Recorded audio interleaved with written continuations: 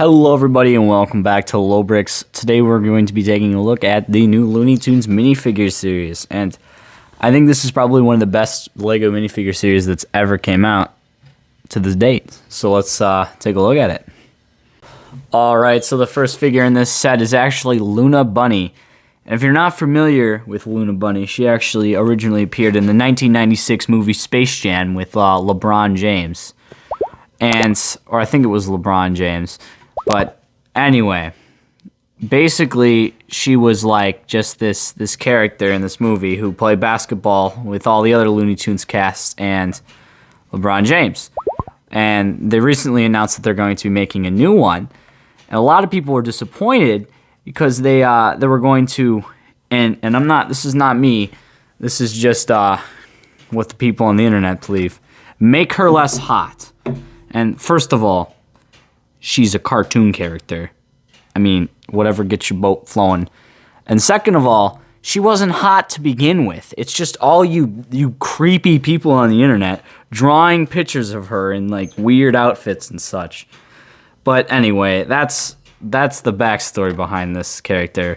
But I think Lego did a very good job with it. They gave her the Space Jam clothing and some nice printing on the side there, which was really well done.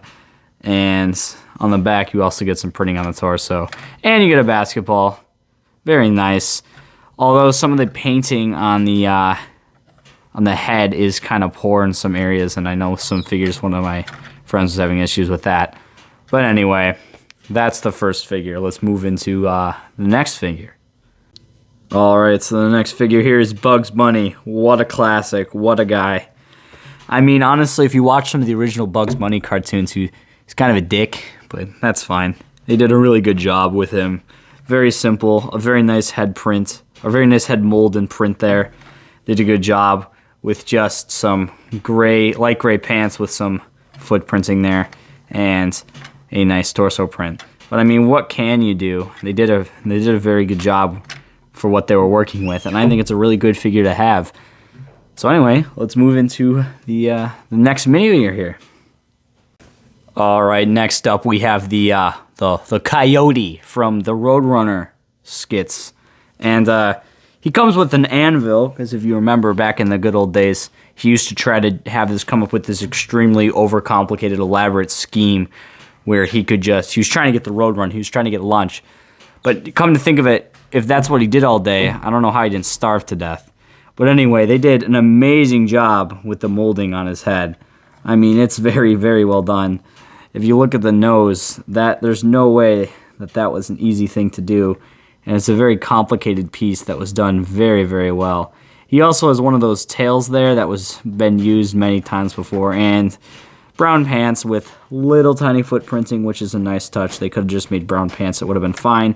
And some nice printing on the torso there. But yeah, I mean, overall, a very, very solid little guy right here. And let's move into his arch nemesis, his rival, the Roadrunner. Okay, next up here is the Roadrunner. And they did a really nice job with this figure as well. Although the torso could have been done a little better, but looking back, I mean, all they really could have done was add some feathers. I mean, it's just a light blue torso. But they did give him custom arms and that very nice tailpiece that makes the figure very hard to display. But what really interests me is the head molding. It's very interesting how they did that, and I think it really proves that they could do some cooler figures in the future, definitely for the Star Wars series. I know that girl from the drone factory, I don't know what her name is, but that neck piece, they just have to extend it out and make that weird looking alien thing. But anyway, it's a very nice figure, and looking back, I don't know why the Roadrunner struggled so much to catch this guy, because I mean, just look at that face. There's no way. There's a lot going on up there. In fact, I'd have to really question the intelligence of the Coyote if this is what he was trying to catch all those years and struggled to. But anyway, that is that. So, very nice figure. Let's move into the next one. Alright, so the next figure up is Tweety Bird, and she is the protagonist of a old Looney Tunes show. And she's actually done, or he, I'm not exactly sure, but it's done very well, in my opinion, with the printing on the back there and the printing on the toes, as you can see right there and there, 2 little black lines. And then the head, of course, is molded, and the bird comes with this nice hammer that she can whack her antagonist, which we'll show next. But yeah, I think it's an overall really cool minifigure. Let's move into the Skunk. All right, so here he is. It's the Skunk. He's the antagonist to the Tweety Bird, and he's done also really well. He comes with a nice tail, which we've seen many times before, with a nice little printing on the tail piece there because it's molded in black. And then, of course, we got the dual molded legs to show his white fur on the end, and then we also got some toe printing there. And then, of course, the beautifully molded head, which is quite a recurring theme in this series. So yeah, a very good overall figure. Okay, so we got it's Daffy Duck, not Donald Duck. Donald Duck is a Disney character, and this figure is kind of okay. I mean, you got the nice duck tail there with the dual molded legs with the orange on the bottom, black on top, and then just a little molded or a little printed piece there, and of course a printed tile that says Rabbit Season, and then the beautifully molded head. But personally, I think this could have been done a lot better, especially with how black his torso is. It's pretty much just a black torso with a little tiny inscription of a piece of fur there, or I guess feathers because it's a duck. But yeah, and also the same can be said about his legs. It's just black and orange. But overall, I think the figure looks really good, and that's pretty much all that matters in my opinion. But I think a little more printing could have been put on this figure. Maybe some toe printing with some toe printing with some like webbed feet or something. I'm not sure what they could have done, but maybe just a little bit more. I'm just looking for just that extra step above. But anyway, let's move to the next figure. All right, the next figure is gotta be my favorite. It's Speedy Gonzalez. He's got that nice toe printing that I talked about. Can hardly see it there. And then dual molded short legs with the molded mouse tail. I really like that. That's done really well. And he's got the nice bow tie there with the cheese slice. You actually get 3 of these with this figure. And then the head, of course, is molded really, really well. I think they did an amazing job with this figure.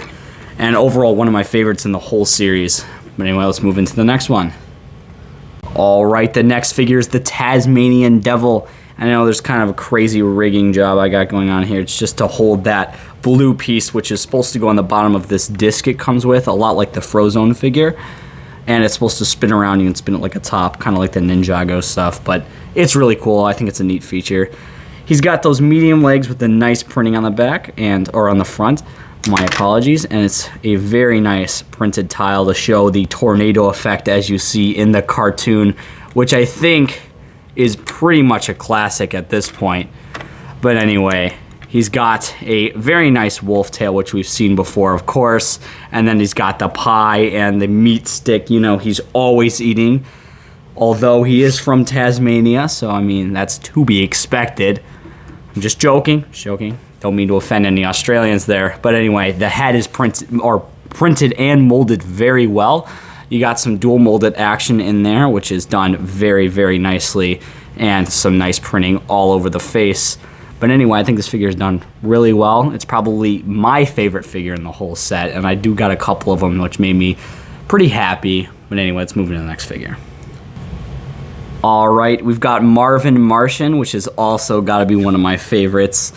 He's got those medium length legs with some nice printing all around the toes, excluding the back, with a nice skirt piece, and then of course the green gun and the beautifully molded helmet with the nice eyes on the black head there. This figure is done really, really well, and I think it just represents the character just great, and that kind of that stereotypical alien Martian kind of guy from the old 1950s films and all that. I really like this figure. I think they did a good job. And let's move into the next one. Okay, so we've got Mrs. Porky Pig, and she is done really nice with that molded skirt piece there and some printing all over her medium legs with some nice under leggings there and some toe printing to represent her hooves.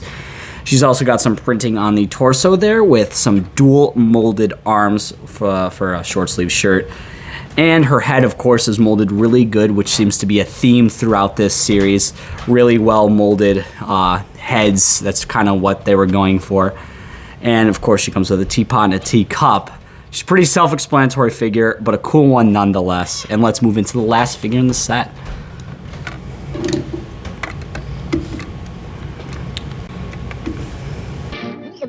That's all, folks. All right, so there you have it. That is the complete Looney Tunes collectible minifigures series. And I think LEGO really stepped up their games with these molds. I know with like the Coyote and the Roadrunner, there's some pretty advanced molding techniques used, especially with that nose there. I mean, just look at it. It's really pokey there with some nice grooves all over it.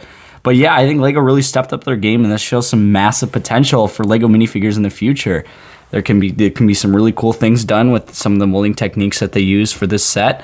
And let alone, like, I mean, now you have the whole Looney Tunes gang here. It's really well done, and if you're looking to get some of these figures, I definitely would recommend it. It's probably one of the best minifigure sets that I've ever seen, and probably one of my favorite ones of all time. There's not really one figure in here that sticks out as bad.